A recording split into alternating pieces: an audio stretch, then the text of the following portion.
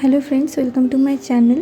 আর আজকের ভিডিওতে আমি আপনাদেরকে দেখাবো আরও একটা আলপনা ডিজাইন। এই আলপনা ডিজাইনটা বেশ সহজ এবং আঁকাটা খুবই ইজি।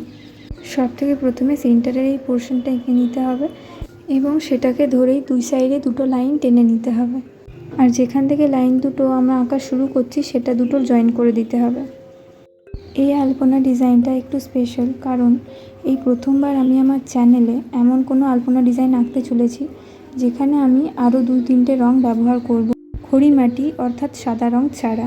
আর যে রঙগুলো ব্যবহার হবে সেগুলো সম্পূর্ণ প্রাকৃতিক রং।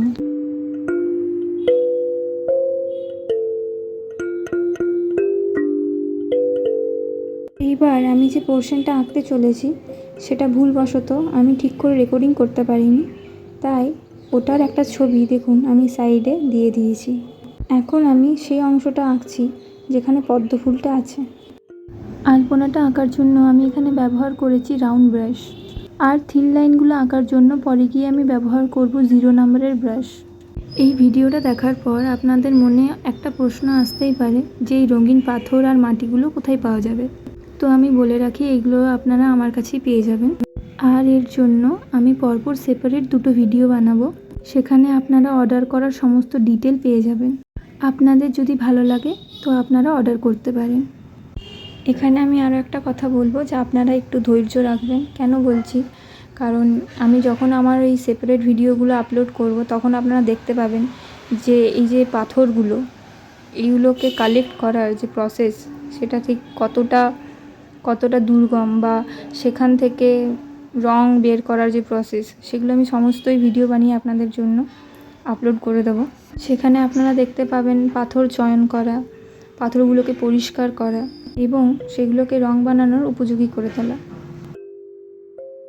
এরপর এই যে পোর্শনটা আছে এখানে ডটস অ্যাড করে দেবো এবং ধীরে ধীরে যে ডটগুলো আছে ওগুলো ক্রমান্বয়ে ছোট হয়ে আসবে।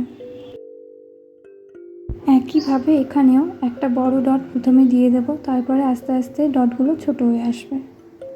আচ্ছা, এবার দেখুন এই যে পাথরটা আছে সেই পাথরটা দিয়ে আমি হলুদ রং অলরেডি বানিয়ে নিয়েছি।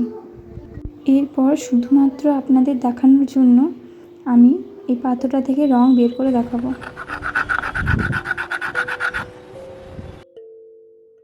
রংটা হয়েছে, এটা কিন্তু ব্রাইট হলুদ নয়, কাঁচা হলুদের রঙও কিন্তু এটা নয়, এটা রংটা একরকমভাবে বলতে গেলে ইয়েলো অকার। এরপর যে রংটা আমি অলরেডি বানিয়ে রেখেছিলাম সেই রংটা শুকিয়ে গেছিলো, তাই ওটাতে একটু জল দিয়ে নিয়ে আমি রংটা গুলে নেব। এটা সম্পূর্ণ প্রাকৃতিক রং। আমি জানি না কেন, কিন্তু আমার আলপনাতে প্রাকৃতিক রং ব্যবহার করতে ভীষণ ভালো লাগে। প্রাকৃতিক রঙের একটা সৌন্দর্য আছে, একটা আর্দি টেক্সচার আছে, এর পাশাপাশি রং নিজের হাতে বানানোর একটা আনন্দ আছে। আচ্ছা, এখানে একটা কথা বলে রাখি, আমি আলপনার রং কিভাবে বানাই বাড়িতে সেটা আমি একটা ভিডিও বানিয়ে আপনাদেরকে জানিয়ে দেব। এখানে আরও একটা কথা, যে আপনাদের যদি আমার কাজ ভালো লাগে তো প্লিজ আমার চ্যানেলটিকে সাবস্ক্রাইব করে নেবেন। এখানে দেখুন ধীরে ধীরে রঙগুলো শুকিয়ে আসছে। সত্যি কথা বলতে রঙটা যেভাবে চোখে ধরা পড়ছে ঠিক সেভাবে এটার সৌন্দর্য কিন্তু ক্যামেরায় ধরা পড়ছে না, তবুও একটা চেষ্টা করেছি এর সৌন্দর্যকে তুলে ধরার। আলপনায় যখন রং ব্যবহার করবেন তখন একটা খুব গুরুত্বপূর্ণ বিষয় হলো রঙের কম্পোজিশন।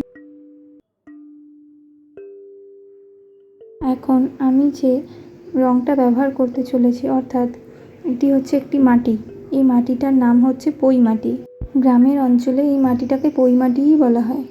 আরও একটা এখানে কথা বলে রাখি, আমি যখন খোঁজ নিয়ে দেখলাম তখন আমি জানতে পারলাম যে এই মাটিটা দিয়ে গ্রামের মানুষরা বাড়ি নিকোয়, অর্থাৎ এই মাটিটা দিয়ে বাড়ি নিকোনোর কাজও হয়। এই পই মাটির রঙটা শুকিয়ে যাওয়ার পর আপনারা লক্ষ্য করলে বুঝতে পারবেন গ্রামের যে কাঁচা মাটির বাড়ি যেগুলো নিকোনো থাকে তার রং এবং শুকিয়ে যাওয়ার পর এই মাটির রং দুইই কিন্তু এক। ওনাদের সাথে আরও একটু কথা বলে আমি জানতে পারলাম যে গ্রামের কাঁচা মাটির বাড়ি এবং উঠোন নিকোতে গেলে গোবরের প্রয়োজন হয়, কিন্তু এই অঞ্চলের মানুষরা বাড়ি নিকোনোর জন্য বা উঠোন নিকোনোর জন্য এই মাটিটিই ব্যবহার করে। আর আনন্দের বিষয় হচ্ছে যে আমি যখন এক্সপেরিমেন্ট করার জন্য এই মাটিটা নিয়ে আমাদের উঠোনের সিমেন্টের ফ্লোরগুলো নিকোই, সেটার রেজাল্ট দেখে আমি ভীষণ খুশি হই। পারলে আমি কোনো দিন সেই ভিডিওটা বানিয়ে আপনাদেরকে দেখাবো যে এই মাটিটা দিয়ে কত সুন্দরভাবে সিমেন্টের ফ্লোরও নিকোনো যায়। এরপর আপনাদের যদি আমার কাজ ভালো লাগে তো প্লিজ আমার চ্যানেলটিকে সাবস্ক্রাইব করে দেবেন এবং ভিডিওটিকে লাইক করে দেবেন। সিমেন্টের ফ্লোর নিকিয়ে আলপনা করার আমার কাছে সেরকম কোনো ভালো ফটো নেই, তবে একটা খুঁজে পেয়েছি, সেটা দেখুন আমি এখানে স্ক্রিনে অ্যাড করে দিয়েছি। এটা শ্রী রাম মন্দির প্রতিষ্ঠার দিনের ছবি। এরপর লাইনগুলো ধরে একটা করে ট্রায়াঙ্গেলের মতো এঁকে নেব। এখানে বলে রাখি যে আলপনাটা কমপ্লিট হওয়ার আগেই আমার ক্যামেরার চার্জ চলে গেছিলো, এই কারণে আমি আলপনাটার ছবি কমপ্লিট হওয়ার পরে এখানে অ্যাড করে দিয়েছি। আর এখানে আমার আলপনা কমপ্লিট হয়ে গেছে। যে পোর্শনগুলো আমি কভার করতে পারিনি ভিডিওতে সেগুলো আপনারা একটু দেখে নেবেন। বিশেষ কিছু না, শুধু কিছু কিছু জায়গায় ডটস অ্যাড করা হয়েছে এবং কিছু কিছু জায়গায় লাইনগুলো আঁকা হয়েছে পইমাটি দিয়ে। এই পোর্শনটাতে দুটো লাইন দিয়ে কলকের মতো এঁকে নিয়ে পইমাটি দিয়ে লাইন টেনেছি।